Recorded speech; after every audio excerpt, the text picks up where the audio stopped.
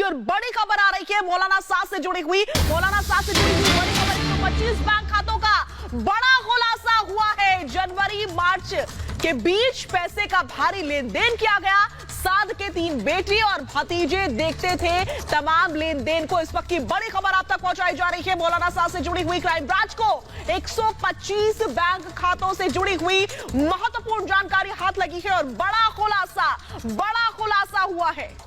और अतुल हमारे सहयोगी से जुड़ चुके हमारे साथ। अतुल, 125 अकाउंट सामने आते हैं, बड़ा खुलासा, और क्या अपडेट सामने है?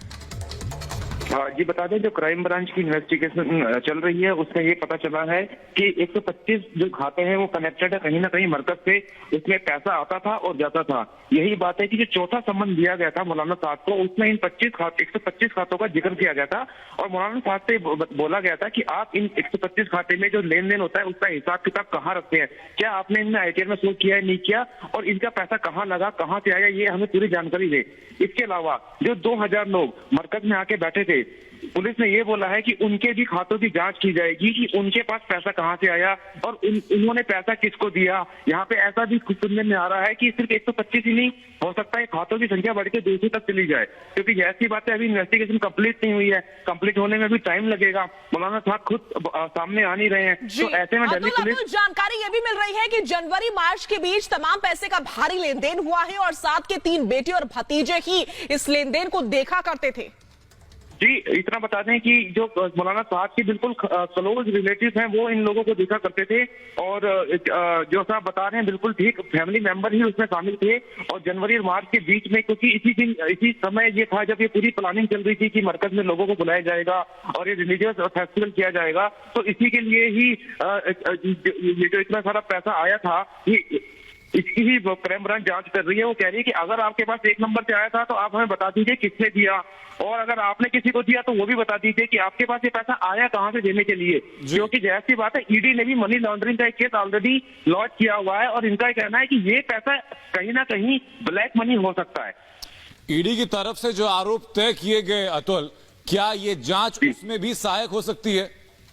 जी बिल्कुल होगी, क्योंकि क्राइम ब्रांच अपनी जो भी इन्वेस्टिगेशन कर रही है वो सारी की सारी ईडी के साथ शेयर कर रही है, और खासकर मनी ट्रांजैक्शन जो है वो उसको क्राइम ब्रांच को ईडी के साथ शेयर करना ही पड़ेगा, क्योंकि उनकी जो ईडी की जो इन्वेस्टिगेशन है वो PML prevention of money laundering पे ही होगी।